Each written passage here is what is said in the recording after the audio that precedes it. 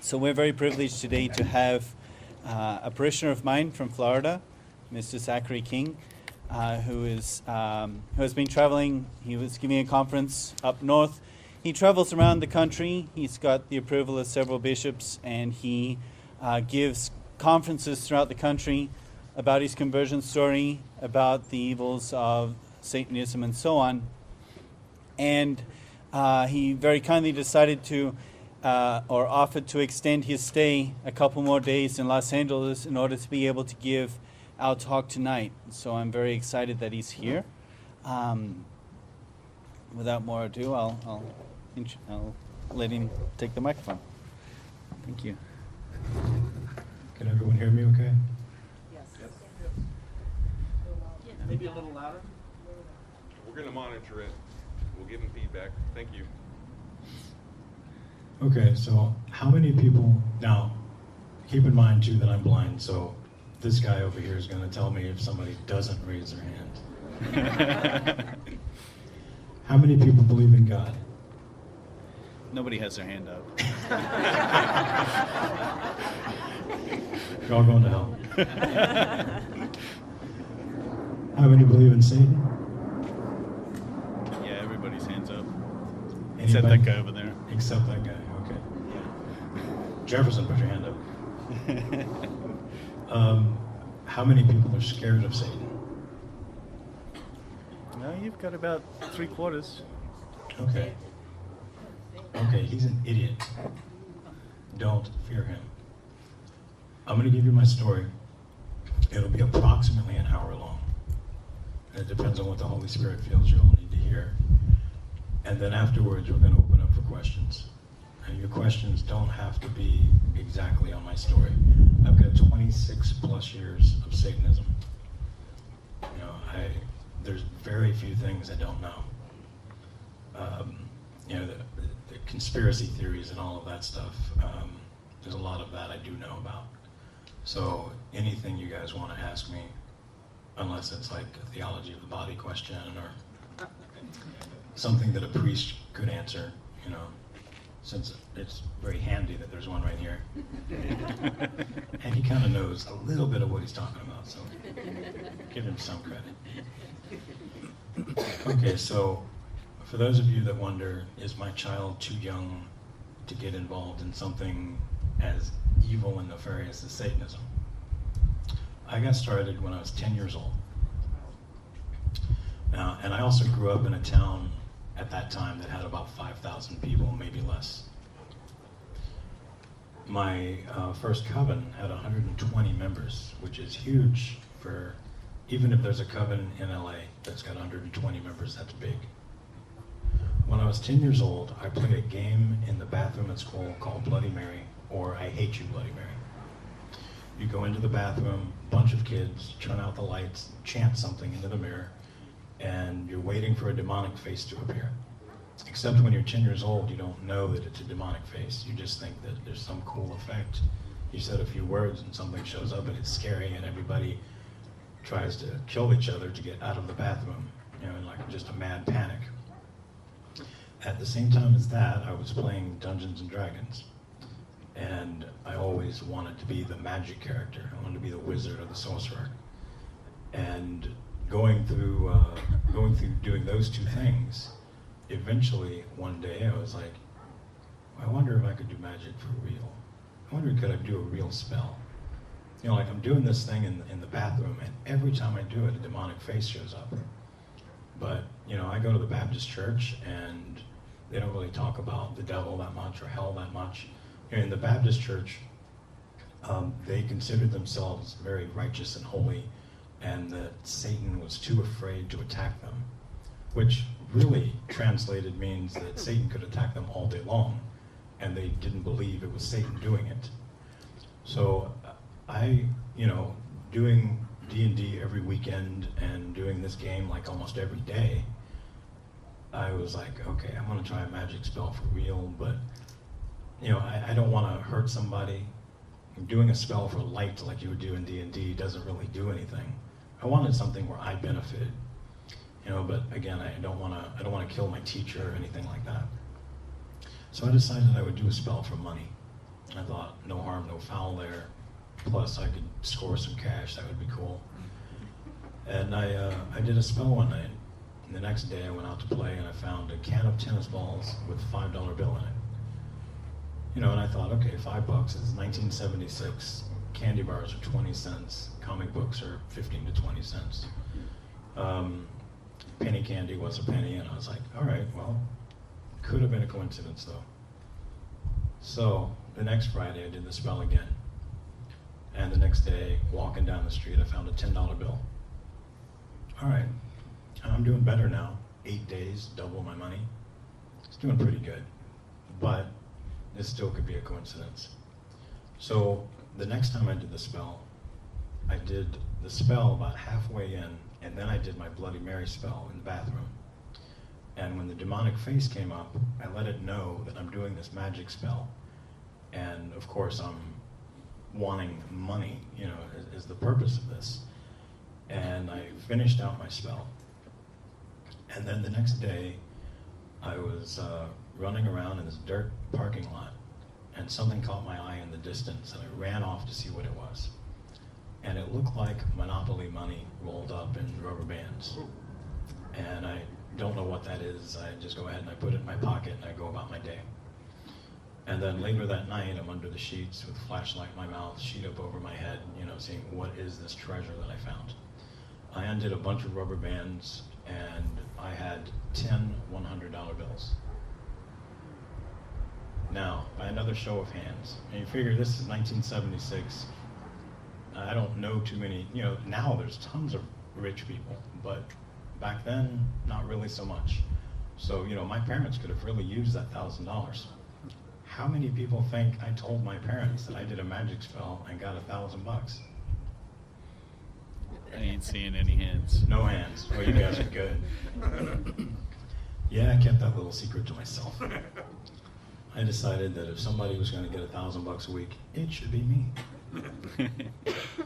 So I was also the little entrepreneur. I was telling all my friends, like all my friends saw this money that I had all the time, and they're like, how can we get in on that? You know, and I could have easily said, here, you just do this little spell, and there you go. But I thought, you know, these people didn't treat me like I was super cool before I had the money, and now suddenly they do. So I would do the spell for them, and I would take a percentage of their money. I was doing that when I was 11 years old. I was the victim of a sexual assault at school, at the hands of a female teacher in the school bathroom. You know, these days, that's commonplace. In 1977, that was pretty unheard of. I didn't have correct terminology to tell my parents what happened to me. And to me, the only thing that gave me peace and solace was magic. So I just dove further into magic, which in case anyone's wondering, in case you don't know, that's a mortal sin. You know, I know there's people out there that say, well, there's white magic and there's dark magic. Really? Well, where in the Bible does that make that distinction? I haven't read that part yet. I used to say that I'd give somebody $1,000 if they could show me that. I stopped offering that because I fear that some Protestant's going to come along with their made-up version of the Bible and show me where in their Bible it does say that. You're laughing because you know it's true. So at 12 years old, a friend came up to me and he said, hey, there's this group that does D&D every weekend. They do the campaigns just like you do, but they also believe that magic is real. You should totally hook up with them. So I did. You know, I thought, well, let's give them a shot, you know. And it was huge. It was like this 120-member coven. But I didn't know that's what they were. To me, I mean, these people had like an in-ground pool, a barbecue pit in the back of their house, a huge yard, video games, pinball machines in their house, and all this stuff was super cool to me. They had a bunch of nerdy stuff, and I was a nerdy kid, so I just fit right into their little clique. And we played D&D every weekend, and they also did real magic spells for anything, and it was just so much fun to me. And then I was about to turn 13, and one of the kids said, oh, by the way, this is a Satanic coven. I don't think I was supposed to tell you that. And I was like, oh, there's no way this is Satanic coven. I mean, I've seen the movies on TV, and there's nothing like this. They're all creepy. You know, it's like no one would want to belong to something like that. And then I talked to an adult, and they were like, yes, this is a satanic coven. Would you like to be a member? And again, like I said, at my church, Satan, not really any big deal, didn't seem like a big threat. What do I got to do? He's like, well, there's 13 steps. And you've done almost all of them. So, you know, you only have like a couple more to go. Do you want to go ahead? And I was like, sure. So in the final steps, you sign a parchment. At one time believed to be human skin. Now I don't think that's what I signed. But you sign it in your blood. And in this document, it says, the blood of Jesus washes away all sin, but not yours. And Jesus died for everyone, but not you. And then you basically, the part of the document also says you can never go to God, even if you wanted to. And the basis of this is that you're selling your soul to the devil. Another show of hands. How many people think you can sell your soul to the devil? About half. About half, okay. So when Jesus died on the cross for all of us, he didn't die for those that sold their soul? I know somebody in this room's got a hot car because he talked to me today and says that he's got one. It sounded like a hot car to me. It's a vet. How many people in this room could legally sell me his vet? None of you can, because it's not yours. That's the same reason you can't sell your soul. It doesn't belong to you. God died for you. Jesus paid the ultimate price for your soul. You, therefore, cannot sell it. Now, Satan will lie to you. He'll make you sign a document, and he'll tell you that he owns your soul, and you can never get it back. All it takes is a good confession, one good act of contrition. Now, you can give your will to Satan. He can have that. All of us have free will. But your soul, he can't get. But I believed when I was 13 years old, because you know, at 13, you know it all, and your parents are dumb, and you know, you have all the answers, and your parents are just the stupidest people in the world. And I believed everything I was told when I was 13, except unless my parents told me, and then I thought, there's no way. There's no way that they could know anything, really. I remember that my parents graduated like from high school in like 1947, so you know, they couldn't be all that bright. So I joined this coven.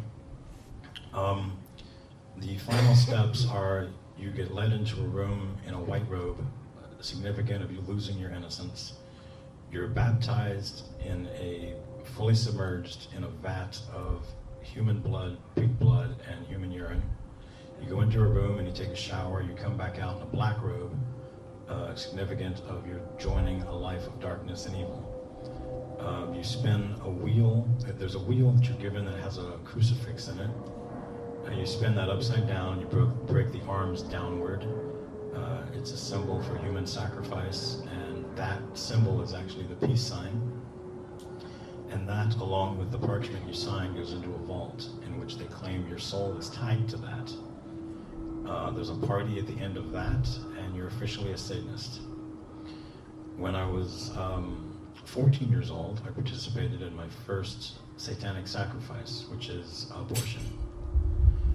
And when I was probably about 8 years ago, I had a friend tell me that my talk is perfect for somebody about 15 or 16 and older.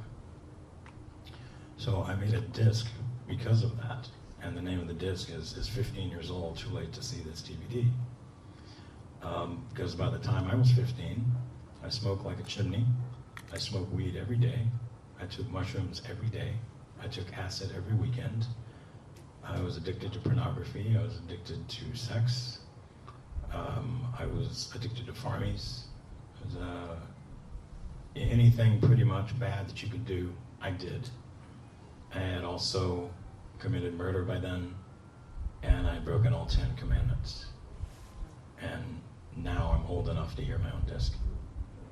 So I'm not saying that all children, of course, are evil or bad, but the majority of the people we meet who think their kids are really bad aren't, and the ones that think their kids are innocent usually are not.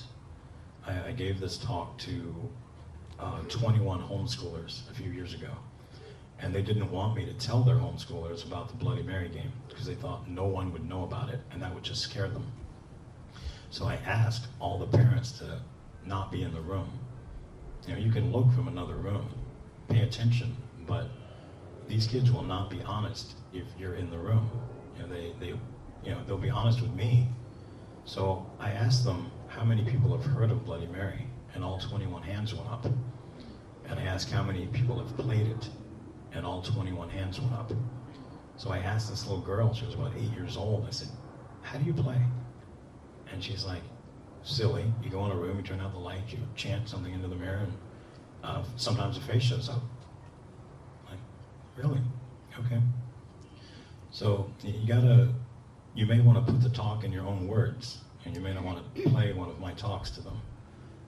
We have innocent versions, and we have teen talks, and we have more adult talks. So you may want to be careful what version you play for them, but know that most children, unless you're homeschooling them, in Catholic homeschooling, most likely they can take whatever it is you're trying to tell them. As one of the priests said at Christ the King, if you're taking your kids and giving them over to public school, it's like you're handing them off to the devil every day. Father Rimsky. So at 15 years old, like I said, I had broken all 10 commandments. I'm continuing through just doing as dark a magic as I possibly can. When I turned 18 and I graduated from high school, I wanted to go off to college, but my coven, like I said, is 120 members. There was 2 covens in that town, and both were fairly large. And I thought, what am I going to do when I go off to college? It's going to be so hard to find a group. 120 people in a town of 5,000 is a huge coven, so kind of easy to find in a sense. But, I thought, the college towns are so huge. How do you find anything? Well, in the student union, which was open every Wednesday, all the political groups and religious groups would assemble there and try and grow their membership. So right there on a Wednesday was the Baptist Student Union, and then like the Republican and the Lutheran and the Democrat and the Satanic and the Wiccan. Now, right out there in the open, Wiccans and Satanists don't get along. That seems like 2 groups of Satanists would get along fine. Wiccans don't believe in God or the devil. They believe in Gaia, who's the goddess of earth, mother goddess. They learn this hidden knowledge that allows them to tap into the knowledge that surrounds the world. And then this allows them to do magic. Satanists believe that they're stupid because they don't know that their magic power comes from Satan. Satanists believe that if you just worship Satan, you're worshiping the source, and that will give you your magic. Wiccans also only do white magic. Now, that's kind of misleading because they are allowed to hurt people that they feel are hurting them.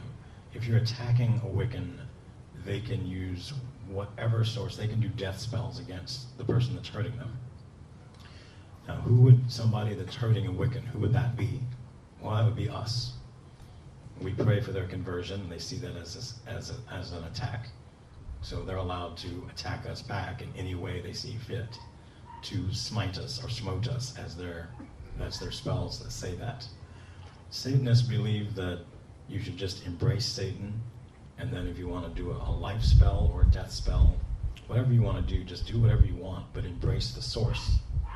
Now, as well, let me explain that there's a difference in Satanists.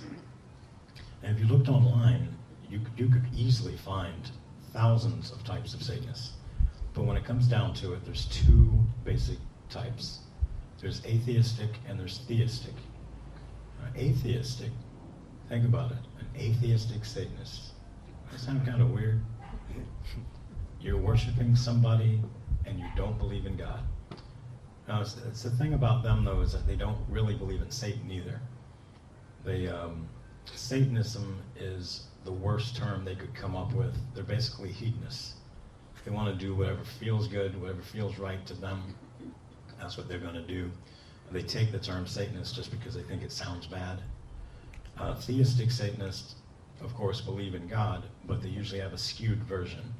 Like, they've read the Bible, they know what it says, but they don't really believe that in the final battle Satan will lose. I knew somebody at one time that said his mother had the Satanic Bible by Anton LaVey and the Holy Bible, and she read the two of them because she figured between the two she would get the total truth.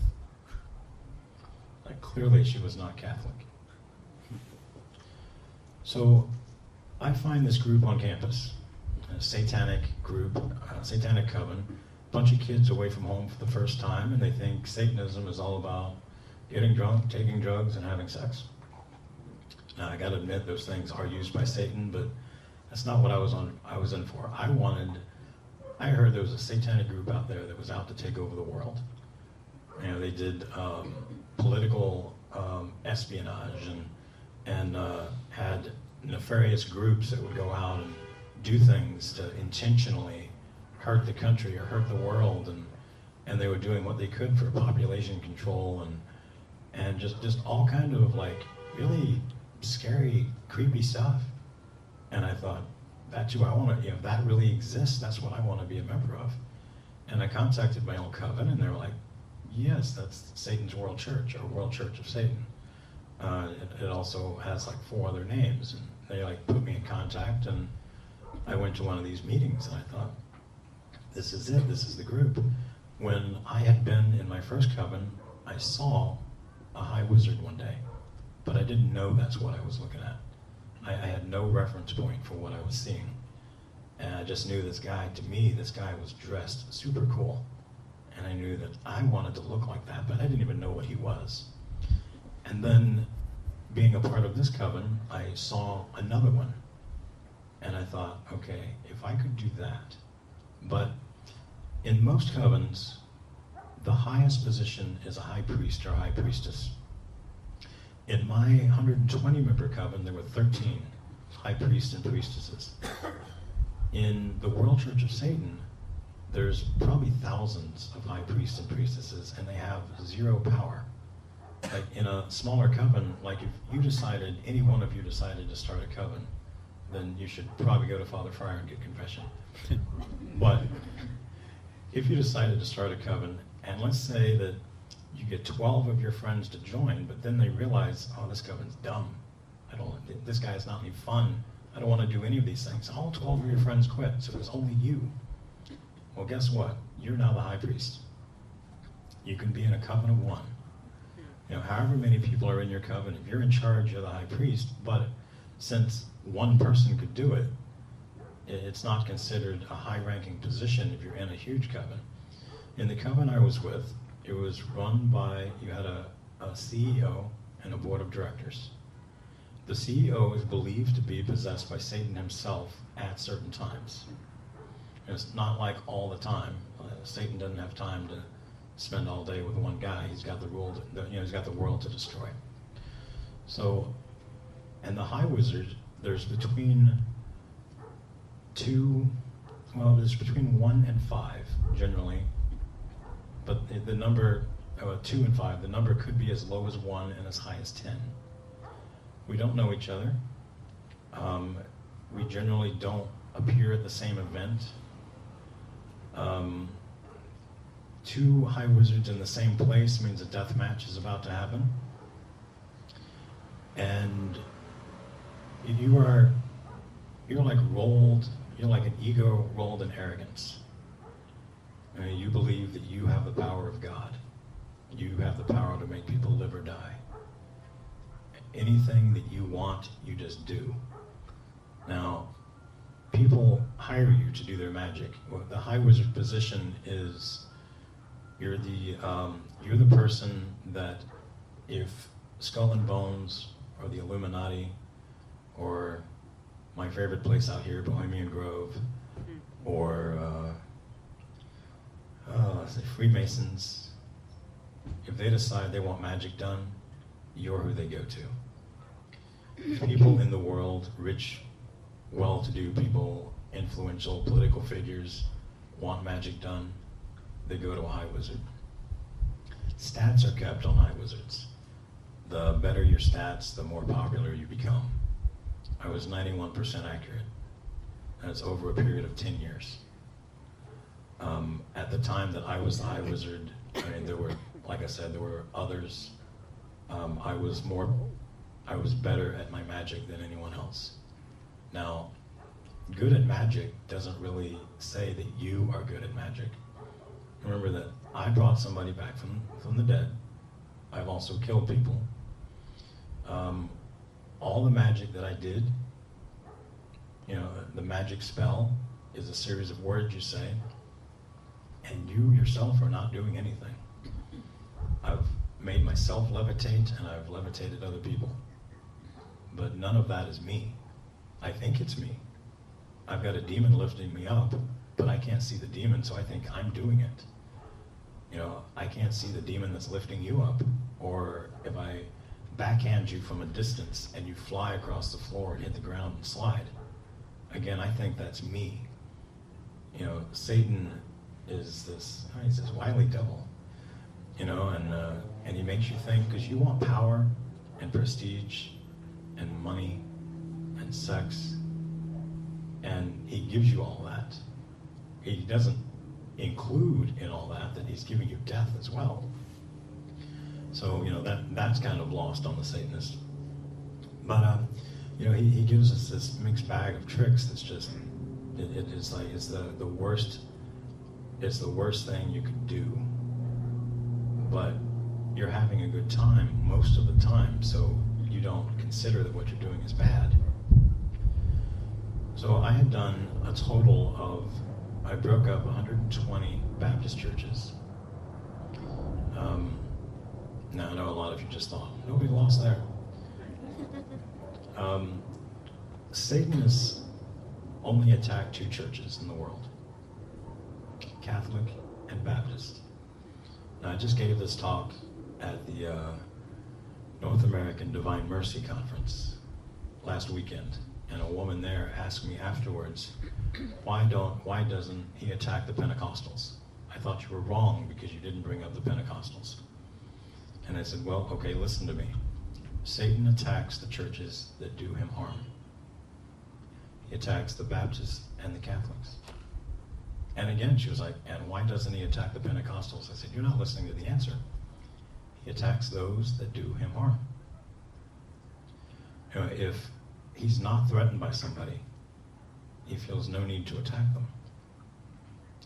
In the Baptist church, there's 3 methods used to break up a Baptist church. One of them involves some type of money scam, money laundering, embezzlement, flat out stealing, something of that sort. A sex scandal with a preacher with like a 15 or 16-year-old girl. And they're able to get away with either one of those because Baptists are too strong to be attacked by Satan. And they know that there's not a threat. If you ask a Baptist, like, well, I heard there was a scandal here last year, something about an affair, it's not a satanic attack to them. They'll say, well, you know, the preacher's just a man. You know, he has needs like anybody else. He was tempted by this young girl. If he'd have been married to a better woman, this wouldn't have happened. And like I said, because they don't see the satanic attack in it, they can be attacked by Satan all the time. Our group, we used gossip. And I know, again, somebody in here might be saying, gossip's not that bad. I gossip about somebody every once in a while. You too need to go to confession, because that's a mortal sin. We go into a Baptist church. We've already studied them. We know what they're about. We know all their flaws. Now we just go in and exploit them. You know, I go in or some member of my team goes in and we present ourselves as something we're not, and you want to join a committee, all Baptist churches are run by committee. And I say they have committees for everything. You know, if you want to have a certain type of pew in the church, change out the pews they have, there's a committee for that. There's a committee for the maintenance, for the yard, for the maintenance of the building, for, you know, the finance committee and the youth committee and the music committee. So they have 3 committees that are more important than any other. And I know you're thinking, I said youth committee. Well, that's not it. And I said finance committee. That's not it. So what else could be more important than either one of those? Choir robes, carpet, drapes. Yes, you heard those correctly. The 3 most frivolous committees anywhere else are the most important to the Baptist church.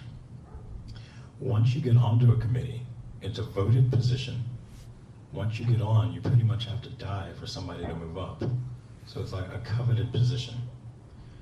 When you come in representing yourself as something else, though, you look like you're a multimillionaire. When you've got 15 hot cars in a 14-car garage and you're complaining that you're either going to have to tear down your garage and rebuild or build another section onto this one because you don't have enough. And you've got a huge house that you couldn't possibly fill with stuff, but you managed to. And as I said, they think you're power and prestige, and that's what they want. And they make you a member, like an honorary member of the committee. And, you know, I can't say that every single Baptist church does that because I didn't break up all of them, but I broke up 120 in a row. And so you come in, you take out, say, the president, and you learn how he says stuff, nuances, way he tilts his head, phrases that he might say. You know, he'll say something, then he'll end it with, it's all good. So then you talk to the vice president, and you tell him something, but you tell him that I'm telling you this in confidence. I'm brand new here, I don't want to start any trouble, but this is what the president said about you. And then he ended it with, but it's all good. So he knows most likely you're telling the truth, because you said it the same way the president would say it. And he knows he can't go behind your back and betray your confidence. Now, what actually happens is that I lie to him, I go back to the president, and I lie to him. Eventually, I pull like every member of the committee into this lie. And then once I've got everybody on, pretty much everybody's pitted against everybody else, I then go to the preacher. Now, my first spiritual director, Father Anthony Gramlich, used to say that the devil is 99% truth and 1% lie. You know, it's that 1% is what gets you. So I went to the preacher and I was 99% truth. I told him about every conversation, everything I said and everything that everybody else said. The 1% lie that I left out was that, oh wait, by the way, I'm a Satanist here to break up your church. So leaving that part out, he then goes behind my back and talks to everybody. Did you say this? Did you say this about the president or the vice president or about Zach or about any of these other people? They really are basically an honest group. They won't lie. And everybody tells him the truth, and now he knows that everybody is having some kind of issue, and the guy that's still the good guy here is me. Because obviously I didn't lie to anybody. So, and here's what, remember that we're trying to split the church, but that's not the goal. That's the ultimate goal, but it's not the immediate goal. We usually go to the president at that time, and he'll say, do you think you could be the bigger man and step down? That would probably end this whole problem. And the president knows at this point. He may have been a humble guy prior to this, but now he realizes, you know, this was a voting position. It's a popularity contest, and I won. I'm not going anywhere. The vice president's position is not voted on usually. His position was appointed by the president. He was probably running for president and lost. And the president saw, well, you know, he's got some good qualities, I could probably use him.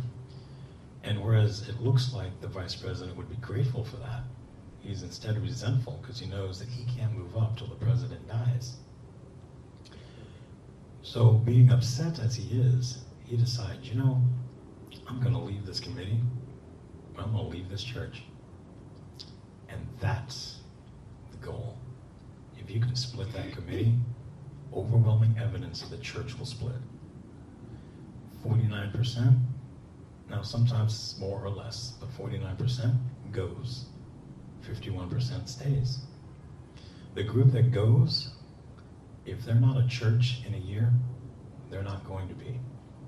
Some of those people will be reabsorbed back into the original church. Some will join churches around town, and a bunch will just have a sour taste of religion in their mouth and never go anywhere.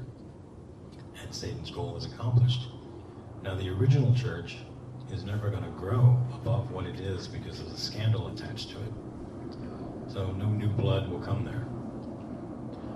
And in the end, I transfer to another church because, well, this church had a scandal that I don't want to be attached to.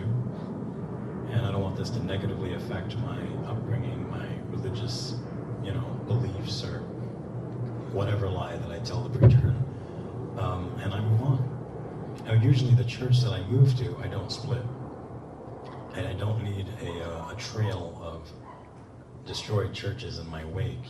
Somebody would figure that out. So a lot of times I would even get what's called moving your letter. You get a letter of reference from one preacher so you can go to another one and join his church. So you're the good guy. You're always the good guy there. So going about that, I committed 146 abortions in my time. My first one when I was 14. And all of these were doctor assisted. It was more high wizard assisted because I only did one step. There was an abortion doctor, an abortion nurse, and this would either happen, my first one happened at a farmhouse. They've happened in private homes, in doctors' offices, in clinics. I have actually done a satanic sacrifice in a Planned Parenthood, and that's fairly common. Planned Parenthood has in their policies and procedures that you're not allowed to do any religious services on their grounds. And what they mean by that is Christian, because there's lots of pagan stuff that happens there every day. So after doing 146 abortions in my life and breaking up 120 churches and doing every possible sin under the sun, and when you can sin all you want, it's kind of boring. It's not all the fun that you think it is. It's like working in a candy store. After you've tried it all, there's nothing left. So but I knew I couldn't be a Christian. I sold my soul when I was 13. I still believe that. And I couldn't do that, but I just wanted maybe a change of pace or a different scenery or something. And I'd been working on this Baptist church, and I couldn't find any way to break them up. So I thought, well, I'll just lie to them about converting, tell them what I used to be, and I've been doing this long enough that I could probably fake it. And I did that. And, they totally embraced me. Even hearing what I used to do and breaking up churches, they still didn't see whether any of that really was satanic. They thought it was kind of foolish to be a Satanist, and it is foolish to be a Satanist, but the reason they thought is because Satan's basically dead. He was this guy that attacked Jesus 2,000 years ago, but Jesus defeated him on the cross, and he doesn't do anything to us now. And I did that for a little over 2 years, and after a while I was like, I miss doing my magic. I miss doing, I didn't really miss the debauchery, so to speak, but the magic, and I got right back into it. I didn't rejoin my cult, and I didn't do abortions anymore. I didn't break up churches, but I didn't go to any type church. I just did my magic, and I continued with that for a few years. In October of 2007, I got married, and my wife was into New Age stuff as well, and so we were very happy just doing New Age stuff together, and I would still do my spell work and staging of buildings and just whatever I wanted to do. didn't care. I had this, it was odd, I had this longing for God, but I didn't know that's what the longing was. I had this feeling like I had already proven to myself that no amount of sinning could fill this void I got. And I was like the king of sinning. You know, it's like, I mean, I did everything. And nothing I would do, like when I first did it, it was like, wow, this is new and exciting. And then after a while, I was like, well, I'm just doing this because I've been doing it for years and this is what you do. And then finally it was like, I gotta stop this because I felt like it was killing me, even though I wasn't a Christian and I didn't know that what I was doing was really killing me. And so, you know, as I said, I've moved along and I've done all this sinning, and it's just like, where can I go to church? What church could I go to? Well, you know, Jehovah's Witnesses and Mormons knock on my door like every other weekend. You know, and my attitude was like, you know, I just came from a great big cult. Why would I join your smaller cult? You know, and then like the Satanists attacked the Baptists, but they didn't seem, none of the ones I joined seemed holy. And I know that none of the other Protestant groups get attacked, so they're not being attacked, then they're not doing anything against Satan, so why would people be there? Now, I know you're thinking, you know, some of you are probably screaming in your mind, join the Catholic Church. Well, I had one experience with the Catholics my entire life. When I was 8 years old, my dad used to give me a ride to school, and I'd walk home. And so both ways, I would pass a Catholic church. No idea what it was. You know, even at one time, my dad took me and my brother to a bunch of different churches to find out which Protestant church would be the best one. And we started at the Baptist church, and then we went to like 8 different churches, and he decided that the Baptists were still the best one. So he never took us to the Catholic church. The things that I knew about the Catholic church were that the building looked like a church. The windows look like they might be stained glass because they look like the windows at the Baptist church from the back. And that every once in a while, these people in really strange costumes were outside. And like men or women dressed in all black and weird hats on and just bizarre, like something you should be wearing on Halloween, but it wasn't Halloween. So I don't know what these guys are.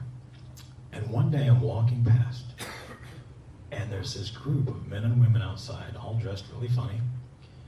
And this woman looked like love. She looked like if you looked up love in the dictionary, this woman's picture would be there. And I ran up to give her a hug. And she knelt down and she gave me the longest hug I've ever had in my life. And I held her for so long and she held me back.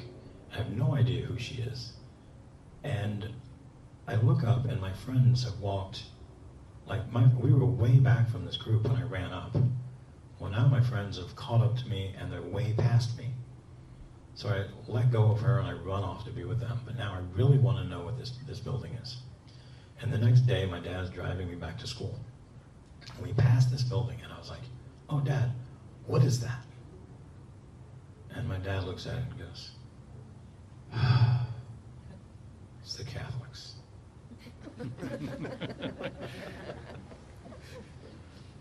I'm 8 years old. I can read the sign that says Catholic Church, but I don't know what a Catholic is. So I'm like, Dad, what's a Catholic? It doesn't matter. They're all going to hell. So armed with that information, you know, now fast forward to, you know, almost 40 years old, and I'm like, okay, so the Protestants don't really have the answer. Jehovah's Witnesses and the Mormons are a cult. Scientology, that's a cult. You know, the Catholics are all going to hell. Well, I'm going to hell, so I guess I'll be there with the Catholics. It was like, you know, then there's Satanists and Wiccans and, you know, all those other things, and it's like, okay, there's nothing. I've got this huge burning desire for something that I just can't find. It doesn't exist. And one night I did a magic spell, just like every other night, I did a magic spell. And the next day, I went to work. I worked at a place called Piercing Pagoda. It's a jewelry store, sometimes a full store, sometimes a kiosk in the mall. And I went into work, and this woman came up, and she said, "Hey, you know, I have a pair of gold hoop earrings. And every night, I take them off and I put them on the nightstand right next to the bed. And this morning I woke up and one was missing. So I needed to come here and get a pair. So I sell her the perfect pair. And then she says, well, I'm actually shopping with my daughter. I'm going to have to go and I'm going to continue shopping with her, and when I'm done, I'll come back. And everybody that says that really means I'm going to go find it somewhere cheaper. But something about her face, she was like so honest. I mean, I always put the jewelry back, but this time I put it by the register. And 3 hours later, she comes back. And we do the transaction. I hand her her receipt, and she says, oh, I've got something for you too. This is the point where my face falls and my heart just sinks into my stomach, because I know somebody's going to pull out a Jack Chick pamphlet and tell me that I'm going to hell and that I need to drop to my knees and repent, because that person doesn't know that I sold my soul when I was 13, and I don't have that as an option, you know. And she pulls out this little metal gold disc, you know, and I'm like, well, that's different. No one's ever handed me jewelry. I always hand it to them. And then she says the weirdest thing. Now remember, I was a Satanist for 26 years. So if you're going to say something weird to me, it's got to be out there. It's got to be bizarre. She says, the Blessed Mother is calling you into her army. And remember that I grew up Baptist, so Mary gave birth to Jesus. I don't know who the Blessed Mother is, and my first thought was, Gaia? Aphrodite? Diana? Right. What female deity cult does she represent?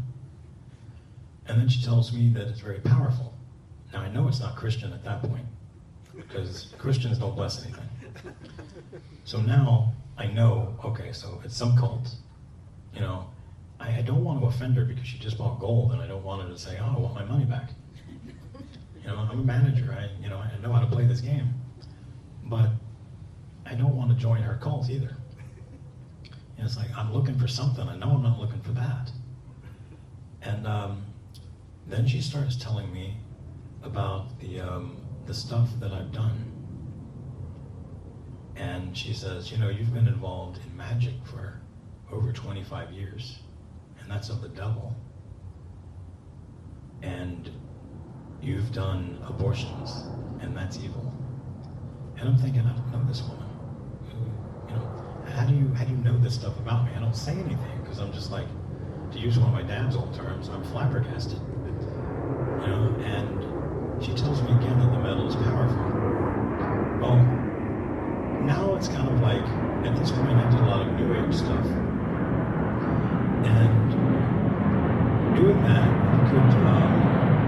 I could pick up something that had been used in magic, and I could tell you that was used in a protection spell, that was used in a death spell. Your friend found this at a Goodwill or a Salvation Army, and it has no power, and he just made up a story about it. So I was like, all right, you say this thing's powerful, I'll test it. And remember, prior to this, I didn't want to lose the sale, but now that she's told me it's powerful for the second time, I feel like she's kicking me in the ego. It's like, really? Give me that thing. I'm going to take it, and I'm going to feel of it, and I'm going to tell her that there's no power and nothing to this, and it can do nothing to me, and I'm going to slam it on the floor, and really, I mean, at that point, just give her money back and take back my jewelry, because I know that's what she's going to do. And I put my hand out, and she drops the miraculous metal in my hand. And I clench my fist around it, because remember, I have all the confidence of a real idiot that doesn't know what he's talking about. And suddenly, my mall and my kiosk disappear. And it's me and this woman, her name is Marianne Wickman, and she's telling me about all the stuff, again, that I've done in my life, and how bad it is, and how that I need to repent, and how that I need to give my life to Jesus. And then the Blessed Mother is there. This woman actually shows up, and she's real. And she takes me by the hand, and she turns me around. and Jesus is standing right there. Up until this point, I was really scared. And I equated what this woman was able to do, like she made my mall and everything disappear. I equated that with magic. You know, like I had been like the highest magical person in the world, and I couldn't do this. And seeing her do that to me was like, she was like a very powerful high wizard. And I was like terrified, and I thought, if I let go of this metal, will I just fall through this void? Will I end up back in my mall, or where will I end up? And at this point, it's like I'm experiencing peace and joy for the first time in my life. And I realize that if I fall, I don't think I'm gonna fall, but if I fall, Jesus will catch me. And I opened up my hand, and I was standing back in my kiosk in my mall. And this woman's still talking to me, and she's telling me about her, the church she goes to, and that she works for St. Raphael Healing Oil Ministry, and her priest is Father Joe Whalen, and that he did not become a priest till he was 55 years old, and now he's 85 years old. And that he's so busy, he doesn't even have time to talk to her, and she's the assistant. And he goes, she's going on, and she gives me the address of her church. And while she's talking to me, her cell phone rings. And she looks at it, she goes, oh, hold on, this is Father Joe, I've got to take this. And then I understand, it's like the busiest man she knows, sure, go ahead and take that. And she takes it, and she's like, yes, Father Joe, what can I do for you? Like I said, he's 85 years old, he's going deaf, and he's Irish, and he talks like everybody's going deaf. So I hear what he says on the phone. He's like, could you give the phone to the young man you're talking to? And now I'm shaking like a leaf again, because how does he know that I'm standing here? And I take the phone, I put it up to my ear, I'm like, hello? He goes, welcome to the faith. Hand the phone back to Marianne.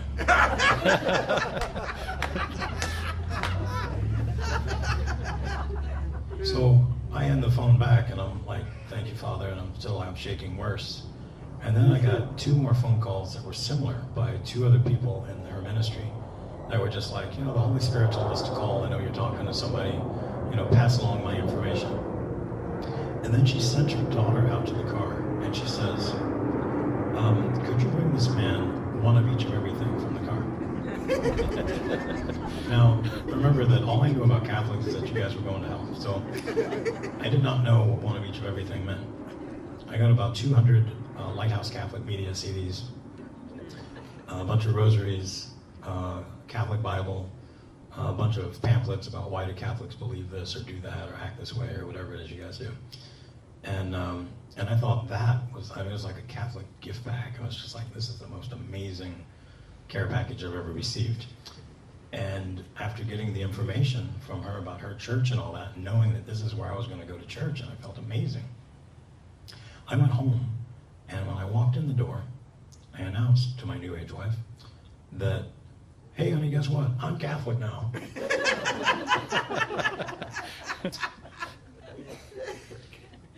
You can all guess how that went over. So we started going to St. Francis Xavier Catholic Church in Winooski, Vermont. And the first time I was there, we went to daily mass. It was harder for us to get to Sunday mass because I was a manager of a store. So I was going to daily mass, and the priest consecrated the host, and I saw Jesus up there. And I thought, if you were Catholic, that's what you saw. And I was thinking, now this is the best kept secret from me ever. Like, if I'd have known that this was the case, I would have been Catholic years ago. I would have gone and gone, hey, listen, now that I know you're definitely real, I'm working for this other guy that's an enemy of yours, and I need you to break the bonds here and take care of me. Didn't know any of that. I'm sitting there, and like I said, I'm seeing Jesus every time. And the Marianne brought the priest, Monsignor LaValle, to my house to bless it for me. And while I was there, she said, could you tell Monsignor LaValle what it is you see when you bless the host? Well, remember, I thought everybody saw the same thing, so I was like, I see Jesus, don't you? And he was like, absolutely. So he goes out, gets in the vehicle with Marianne, and he's like, he's an ex-Satanist, and he sees Jesus in the Eucharist. He's got Catholic written all over him. We need to make him Catholic. So I went to a different RCIA than most people. I hear that was actually a blessing. My RCIA was going to Monsignor LaValle for between 1 and 5 times a week, and from like 30 minutes to 3 hours. And that's how I got my sacraments. And I gotta tell you, that was an amazing way to get sacraments. As I was doing that as well, this ministry said, hey, have you ever heard of something called perpetual adoration? No, I'm not Catholic. So there's this place where you can go and you can see Jesus anytime you want. And I was like, man, you sign me up for that. That's gotta be like a rock star event. There's gotta be, like, do you have to like put your name on a waiting list? And how does that work? You laugh because you know. I went to this place with my wife. Shock number 1, there's our car and one other car in the parking lot. Shock number 2, there's no line to get in. I was equating seeing Jesus with like seeing Elvis. Like there should definitely be, there's a line to get in to see Elvis now and he's dead. So we go in, and then shock number 3. We enter the room, and it's me and my wife, Jesus, and this woman. And this woman looks up at us and packs her stuff as quick as she can go. You've never seen anybody. You've never seen anybody move so fast. She packs up as soon as she can go, gets it all ready, and says, you can't leave till somebody else walks in.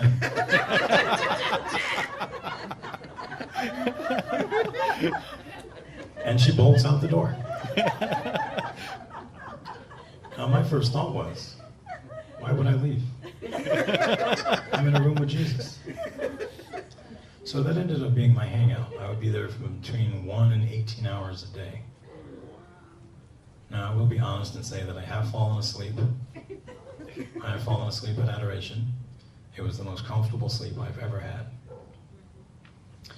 As that's going on, St. Raphael is also trying to find me a spiritual director. And they find Father Anthony Gramlich. He's the rector of the National Shrine of Divine Mercy in Stockbridge, Massachusetts. And he tells me that I may need a deliverance at the least, or I may need an exorcism. You know, I took that back to Monsignor LaValle, and he said, you know, there's not a whole lot of demons I know that would sit in front of adoration for 18 hours. He says, I'll give you a deliverance, but I'm thinking you don't need the full-blown exorcism. So we did the deliverance, and after that, it was like, I had my deliverance, and suddenly, like, the world was just a prettier place. And the sky was bluer, and the sun was brighter, and as well, when I did my life confession, you know, I threw in the 10 Commandments to condense, and it still took me like a half an hour. And that was based on my priest saying, you know, it doesn't have to be war and peace. You can just do your best. And I did that, and it was like I was floating out of the confessional. It was like 40 years of sinning taken off of me. And it's like that every time I go to confession. Thankfully, it's not 40 years of sinning, but it's you know, the weight of however long it's been. You know, I encourage people to go every 7 days. You know, even if you don't need confession every 7 days. I unfortunately do need confession every 7 days. But, you know, if you don't need it, get a blessing. Everybody needs a blessing. I could use a blessing every day. And, you know, the greatest gifts we have, I mean, adoration's amazing. having the ability to do that and walking in there and seeing that you and one other person is the only one in there adoring Jesus is so sad. And having the Eucharist, having that and being able to partake, it's the ways to protect yourself against the devil. You have to stay in a state of grace. And it's not as hard as it seems sometimes. I recommend rosaries. If you can do one a day, great. If you can't, just bring yourself to do it. You're just too busy. And say Hail Mary. Say something. Say some prayer that's on that rosary. Work yourself up. The devil is like a barking dog on a leash. If you don't step within his leash length, he won't get you. And you've also got to not be stupid. He lays traps out there. There's some people who are just stronger Catholics. Some people recognize New Age when they see it. Some people don't. We talk to people almost every day that will look at you with an incredulous look on their face and say, tarot reading is bad. Ouija board isn't just a game. Horoscopes aren't harmless. And you have to tell them with as loving a way as you can that they can't do those things. You can't think that you're being more charitable by not insulting them. You have to let them know what the proper way is. If you give them the message and they decide not to do anything with it, it's on them.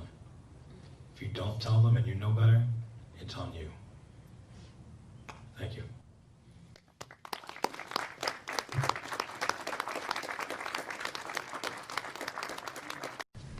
Is there a connection? If so, what is it between Satanism and ritual abuse? Well, actually, the proper name for ritual abuse is satanic ritual abuse.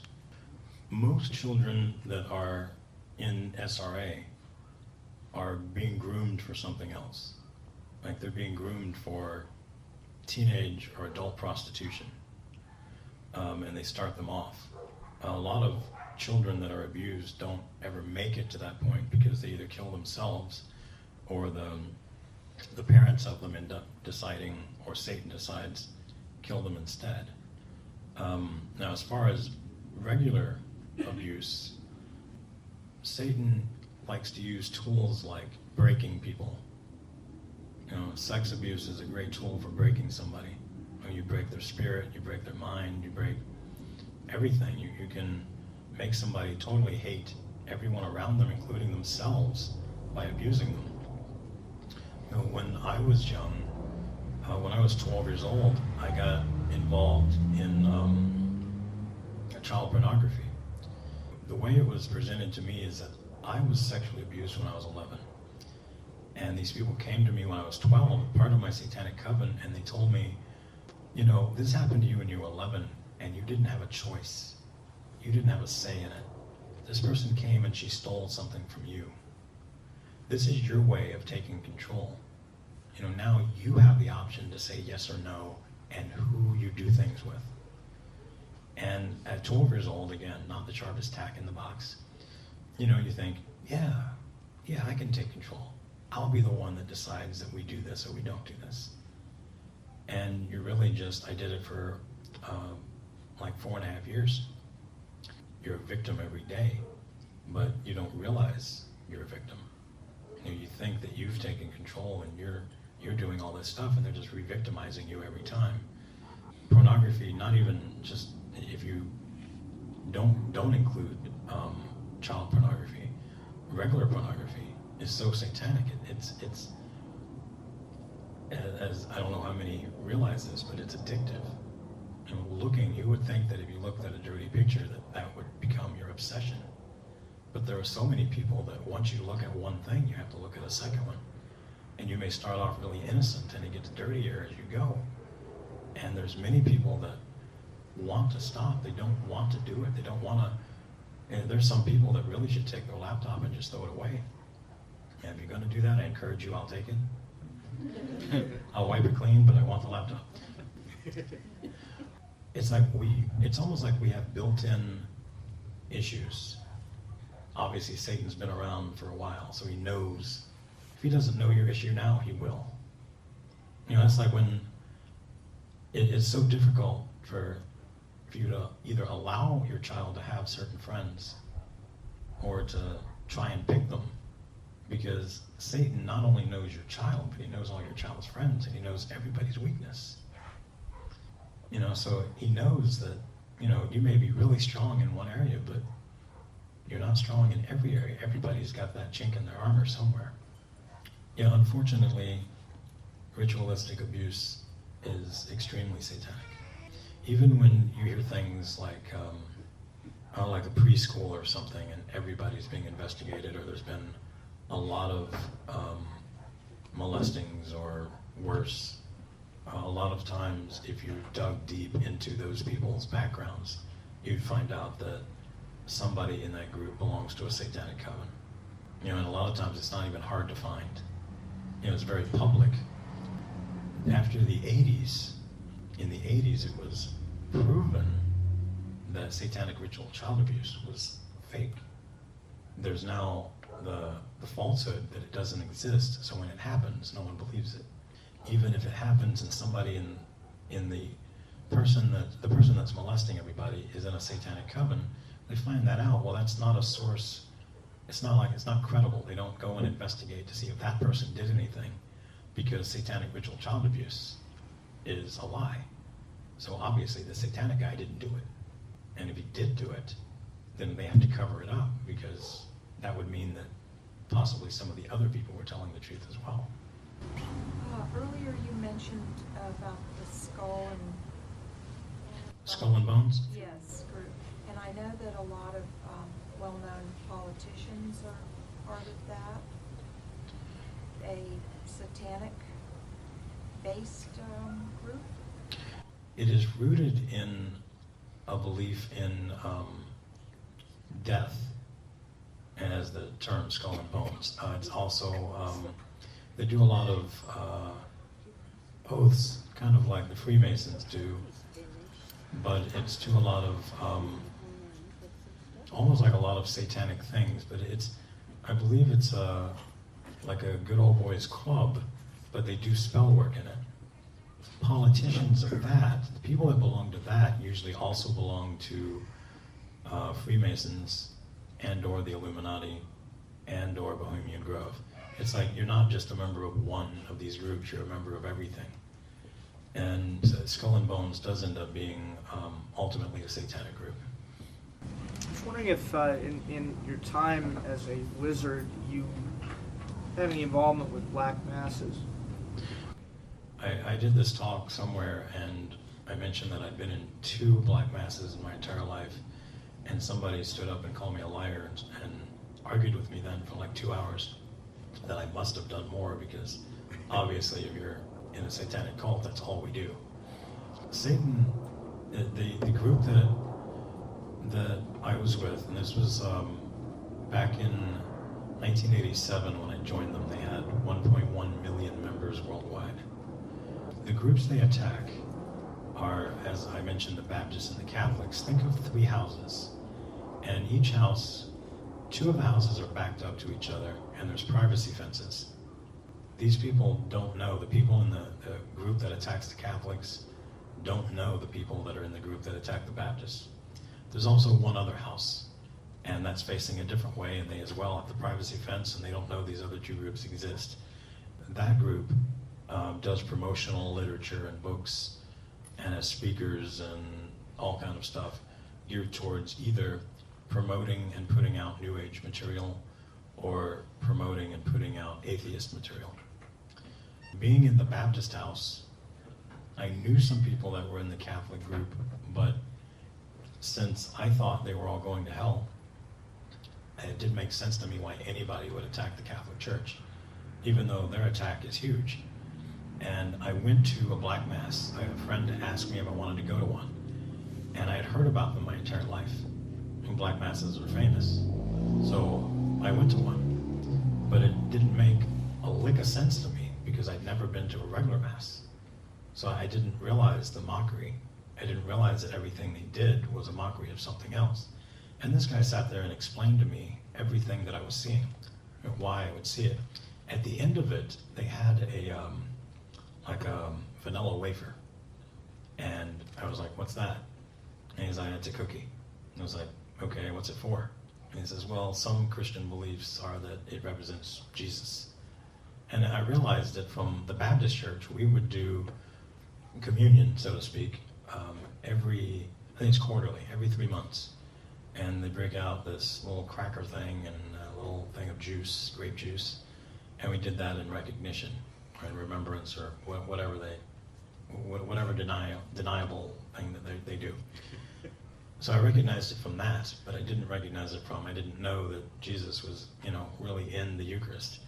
And what I was looking at obviously wasn't the Eucharist. And so I thought that was kind of silly. And then I went to another one later without my friend there to explain it, and it was even more confusing. And there's nobody there to explain it. It's like, or imagine you're not Catholic and you walk into a Catholic Mass and you're trying to pick up on what's going on. I was pretty much at a loss. But I mean, I do have a lot of knowledge about, and you can't not know about satanic things if you're in a satanic coven. So, I mean, I have a lot of knowledge based on, what they did, what they do, but not necessarily because I've done them. Okay, so you mentioned that you closed over 100 Baptist churches. I split over 120. I didn't close them. Oh, I see, okay. So, what is your knowledge about the amount of Catholic churches that have been attacked and what kind of damage has been done to the parish? To me, whenever I see a Catholic church that falls under any attack, to me it just means that a Satanist is doing their job. It doesn't necessarily mean that the priest is a Satanist or that the person in charge is a Satanist. Satanists do their homework on every church. They know what weaknesses are there. They know what to exploit. Even though there's no, in a lot of Catholic churches actually now do have a lot of committees that help them do a lot of things. It is a different process. So that is one of the things. And on the one hand, I don't know how they infiltrate in the Catholic Church because I never did it. On the other hand, if you look at any Catholic church that's under attack, you can pretty much figure that's Satan attacking you. You mentioned when you're in young teens about some games that you're playing. Do you know any games at this present time that young kids are playing, and also any computer games that are demonic? A parent brought me his kids' gaming books to one of my talks probably about 3 years ago. He wanted me to read them and see if I thought they were bad. I don't remember the name of the game. I know that it was fairly popular 3 years ago. It was one of the top games. All the names of characters in it are demonic, and all the spells in it are real. It has a death spell in the game, and it's a real death spell. I didn't actually figure I needed to know the name of the game. I mean, I could see it on the cover, but it didn't stick with me. But, as far as satanic games now, one of the things that makes D&D questionable even now is that when the two gentlemen that invented D&D first did it, they went to Satanists and witches and they're like, we want real spells for our game. We want it to be as authentic as possible. So back when I played D&D, when I was, 10, 11, 12, 13 years old, the spells were like, you have to gather up a kris, which is a type of knife. So you have to have a kris, you have to have paper, you have to have a way to write on the paper. You could really use a skull if you could find one, but that's not, absolute. Some kind of fruit would be nice. Around 21 to 30 things to make a good spell. You need all of that. And then you have to do the spell a certain way. because it's a real spell. And you're doing this for, like, let's say you're in a cave that is so dark you can't see your hand in front of your face. So you're doing this spell to generate light, so you can get light on a torch. You roll a 21-sided die, and if you score an 18, then you're going to do your spell, and you most likely will get it. But now there's no spell involved. You roll that die, and if you get an 18, you got light. So it's like the magic spells aren't there, you know. And even if you were going to try and find those magic spells, you'd have to find books that were printed back in 1976. You know, so it's like it'd be almost impossible to find now, which is kind of weird that D&D went the opposite way. When so many other games just start off bad. Like they have the bad spells and they kept them. You know, I have business cards on my table, and I don't think I only have 2 on me. If you email me, like if you know of a game and you would like me to check it out, I can, you know, because I know I'm blind, so that means I'm making my wife work, but she can read it to me, and you know, I can tell you if the names are demonic or if the spells are real. This is the thing about real spells. To make a spell work, to make it real, you need repetition, intention, and a demon present. So to the people that say, well, I tried Harry Potter spells over and over and over again, they didn't work. So Harry Potter spells aren't real. Well, that meant, praise God, there wasn't a demon present. Because I've also talked to kids that say they tried them and they did work. They tried to make a feather float and it did. They tried to unlock a door and it did unlock. Like I said, that you need intention. Not everybody that read Harry Potter wanted those spells to work, but I'd say most of the kids did. And most of the kids that did the spell, apart from just reading it in the book, the intent was for it to work. So you have intention. J.K. Rowling is a billionaire because of, 7 or 8 books and movies? All the people reading those spells over and over again? It's repetition. All you need is a demon present, and you've got a working spell. So J.K. Rowling also said that 33% of all her research happened in occultic books. I know that we're all aware that music and pop culture play a big role as far as influence in music. What about when music is played backwards or slowed down? Is it like a hit? That was big in the 70s. They had what was called backmasking, where some bands that had money would overtly do this. And some bands claimed that they were too poor to do it, and yet the messages still got there. So you'd play Stairway to Heaven by Led Zeppelin, and forwards it's a song that doesn't make a whole lot of sense. You know, there's a lady who's sure all that glitters is gold and she's buying a Stairway to Heaven. And then you play it backwards and it says, I was a child born naked, now I'm Satan. Here's to my sweet Satan. There's like 7 different messages played on that one. A lot of music from the 70s. Although, you know, back then you could do the reel-to-reel tapes, so you could record something forward, put the reel-to-reel on backwards, and you could play it, or you could get a turntable and do it yourself. Just play the record backwards. You know, now it's everything's on CD, and I'm not sure how easy or hard that would be. I've been told that when the music plays forward, your subconscious picks up the message that would be in there backwards. I don't know if that's true. That's just what I've heard, but I will tell you that I was a high wizard from 1987 to 1999, and I met thousands of bands that I did spell work for that either wanted to be famous for, worldwide fame, a lifetime of fame, one-hit wonder popularity, wanted to be rich, wanted to have sex, whatever the different things are that they wanted, they would come to the high wizard for their spells.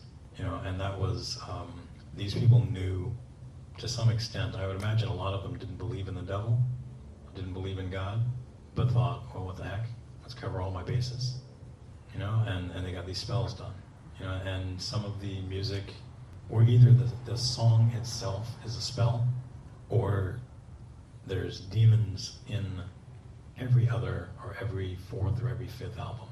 A visitor comes with it. I had a question. Why does Satan need a spell if all that you're doing is giving your will over to him? Why is the spell aspect important in addition to the intention and demon being present? Why isn't it just giving your will over to whatever's happening? Why does that spell aspect play such a large role in making magic happen, so to speak? Why do you have to pray to God if he knows everything you need? Is there, I've heard of things that are say about like intergenerational healing through family tree and stuff. So we had, which I've had in my family, where I've had great uncles who were like warlocks, and we had Masons in our family in Mexico who were involved in politics, and they were involved in a lot of the evil that went on in Mexico. And there's been generations of divorce and unhappy marriages all in a row up to my parents even. I'm not married yet, so I don't know if that will be gone.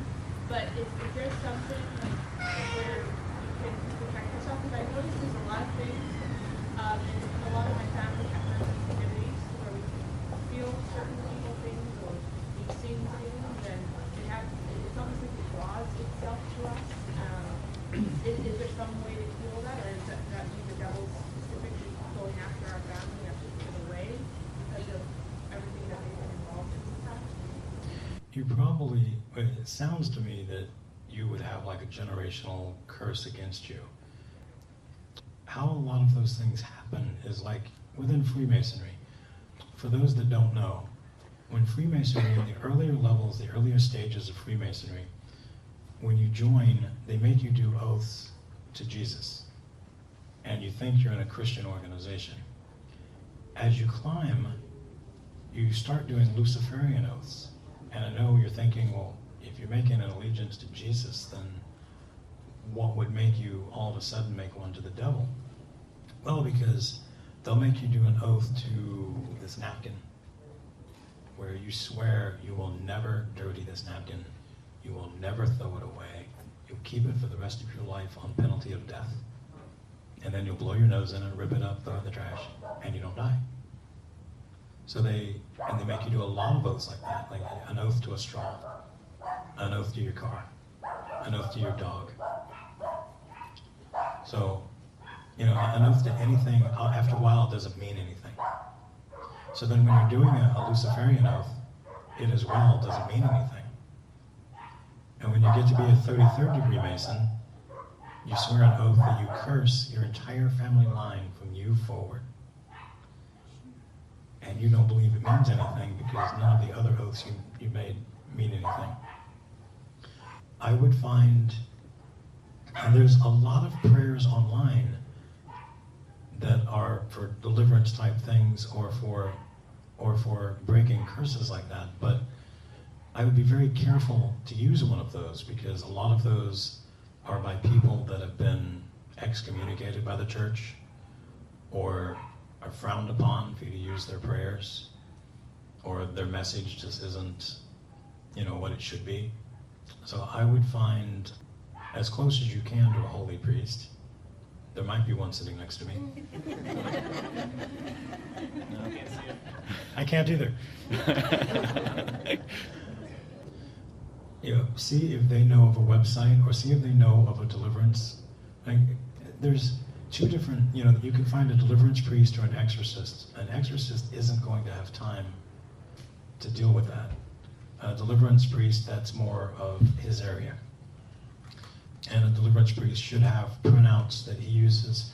Or you can contact, I don't know how the bishops are here. I know that in some dioceses, the bishop has a list of prayers that can be used. And that would help you, with ending, as much as you can.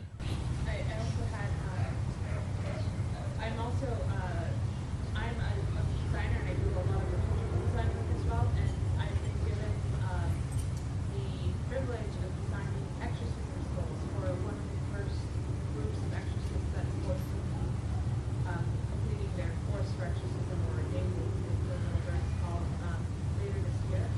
And I'm designing the specific skulls that they will use in their exorcisms, and I'm just wondering, besides the image of the crucifix and sympathetic metal, is there anything in particular that I should put within the skull or upon the skull that would be most powerful? Satan and the demons hate the Blessed Mother. They're the opposite of her number one fan. Yes, does your loss of sight have anything to do with your the satanic beliefs? No, it has more to do with I was diabetic and believed I would never go blind. It also, I'm not saying this is like a bad thing, but I at one time I thought that maybe I might not be as humble as I wanted to be, and I prayed for humility. And when I did it, I said, God, please don't do it the way that you do everything else. And he didn't listen to me, and he made me blind. But being blind is really turned into a blessing for me. And when I could see, I barely had time to pray a rosary. You know, I had too many distractions. Now I pray multiple rosaries every day, and you know, I have zero distractions pretty much. You know, as well as most of my sinning happened because I could see something, and my mind would take an image and just take it to the worst possible place. I can't see anymore, so I don't have that problem. If you suspect that you are dealing with a person that's satanic, you know, at work or in churches that are not very holy, what do? You just avoid them, or aside from praying for them, what can you do? If you're not properly armored, you know, but continue to, you know, when you pray for them, like I said before, that Wiccans will know you're praying against them, and they will then, you know, start to attack you through magic. You know, if you're going to pray for them as well, at least be in a state of grace for that. Can you tell if there's a connection between yoga and Satanism or whatever it is, Yoga, if you talk to the gurus that do yoga, they will tell you that you cannot separate the exercise from the religion. And they are insulted that Americans make that claim, because there is no separation in Hindu and the stretching that they do. Now, if it was just regular stretching, I probably wouldn't have a problem. But to do a position in yoga means that you're holding the position of a Hindu god. How many people believe that a Hindu god might be a demon? You are correct. So you're paying homage to a demon by holding in the position of that. It's like, why wouldn't you get attachment eventually if you keep going to these places? Also notice that the places that usually have yoga also practice Reiki, healing rings, chakras. You know, if it sounds New Age, it probably is. And New Age to me is more dangerous than Satanism, because Satanism, you've got this guy dressed in black that's sacrificing a dog in the middle of the cemetery. You know he's the bad guy. You know, there's no question. He's worshiping Satan. But in New Age, they take out, like, well, let's remove hell. Now, the New Age religion is one that has removed heaven, hell, God, or the devil. So, like New Age, Jehovah's Witnesses, they took out hell. There's no accountability. And when you die, you don't, you know, you either go to heaven, which is only 144,000 people are going, and oddly, they're all Jehovah's Witnesses. Or you're buried in the earth and nothing ever happens to you. You know, if I was Jehovah's Witness and I decided that I liked my sinning, who's to say that heaven's worth all that? Only 144,000 are going. I'm probably not going either. I'm going to live on paradise earth. Well, then why don't I just sin? Nothing will happen to me. I don't get punished. I think we should all be Jehovah's Witnesses instead of Catholic. It sounds a lot better. Yeah. I have a habit of sprinkling holy water all over the place, and I have a discernment that it really works. Do you have any comment on that and on my discernment? I think that that's an excellent habit to have, and if you wanted to include holy oil and exercise salt with it, it would be an even better habit to have. I have a question kind of regarding some of the previous questions, like that one. You know, a lot of times things have been in vogue for kind of general Christian mothers and fathers to kind of be against, like Led Zeppelin or, let's say, Harry Potter and such. And there are kind of things like sprinkling holy water and stuff that people, you know, my age and such, you know, think, okay, well, that's just a thing, you know, maybe it's just a superstition that has a Catholic origin, just like all these other things. Could you shed some light on things that, for instance, I mean, you have to discern everything, but, you know, you have to go above and beyond, okay, well, you know, I don't let my kids read Harry Potter. I guess I'm doing a pretty good job because they all get to bed on time, we all go to church. And what habits should we look out for more, having come from this, that you think Catholics might take for granted, or like some good habits we should get back into the practice of that we may not be aware of, that maybe struck you coming to the Catholic Church, that why don't people do this more? Kind of like you said about adoration. You know, the people don't, to me, they don't embrace sacramentals enough. You know, like I have St. Benedict crucifix on me. St. Benedict medals are super powerful. Miraculous medals, the same. I mean, of course, get them blessed. But, you know, the holy water, salt, and oil is all important. Going to adoration, staying in a state of grace. You know, if you have to ask, I wonder if that's New Age, and you don't have somebody else to ask, just don't do it. You know, Satan leaves these little traps for everybody. Everybody's at a different level in their spirituality. You know, some people know that when you open up the page that has the comics on it in the newspaper, that you stop after you do the crossword puzzle. You don't have to read the horoscope too. And some people don't know that. You know, we had a woman at this last conference that said, you know, I go to psychic fairs and I get tarot readings done and I have my own tarot deck. You know, is that wrong? And then when she found out it was, she was like, but it's so much fun. You know, if sinning wasn't fun, we wouldn't do it. You know, there's so much stuff, but you know, if you're going to church regularly, and by regularly I mean at least on Sunday, you know, strive for daily mass if you can possibly do it. And make best friends with a priest. You're going to be very popular, Father. I would like to ask a question on your statement earlier about in order for a spell to be effective, the intent has to be there, and the demon has to be there, and what else? Repetition. Okay. I want to ask your advice on how does it work, because I will give you an example. It's a real example I experienced a couple years ago.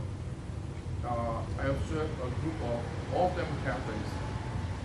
They surround a circle and they put some water and they make a sign of cross and invoke the Holy Trinity and pour a candle into the water, and a lady reads the candle, the stick of candle, and said, okay. So their intent, it seems obvious to me, is not bad because they want to figure out someone who is sick, whether it's the stomach or the heart, you know, whatever.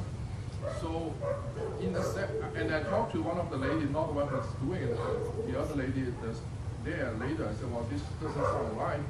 And she told me, no, because we invoke the Holy Trinity. So, I know it's wrong, but it seems to me the intent to harm or to do bad things is not there. I mean, I don't think the intent is even calling the bad spirit, the intent is to calling the Holy Trinity. So, would that kind of quote-unquote spell do any harm if the intent is lacking? Like I said, there's 8 verses in the Bible where God talks about magic. You know, in the Old Testament, you're stoned to death. In the New Testament, you don't inherit the kingdom of God. Nowhere in there does it say, but if you do it for good reasons, it's okay. And doing magic is to take the power away from God and make you the powerful entity. It doesn't matter who you're trying to invoke. Who you do invoke is Satan doing that. Thank you. Could you give a few sentences on your wife's reaction when you walked into the room? I think she said something like, and I'll do the tone as best as I can. Of all the things you could be, why would you be Catholic?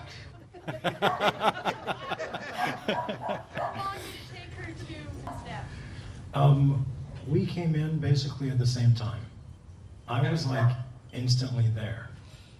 Like for me, everything that the Catholic Church said, it's like I just accepted it as truth. I just knew it to be true. Like, I know a lot of people say, why would you blindly trust? Well, because the Blessed Mother turned me around and there was Jesus. Why else would I blindly trust? Every time the priest blessed the host, I see Jesus. And it seems like a no-brainer. And somebody, after listening to my entire talk, at a talk like 2 or 3 years ago, I don't remember now, they listened to the whole thing. They said, why did you choose Catholicism? I didn't choose Catholicism, it chose me. I can't help it, the Blessed Mother's Catholic. Thank you very much, Zach. Thank you. Thank you.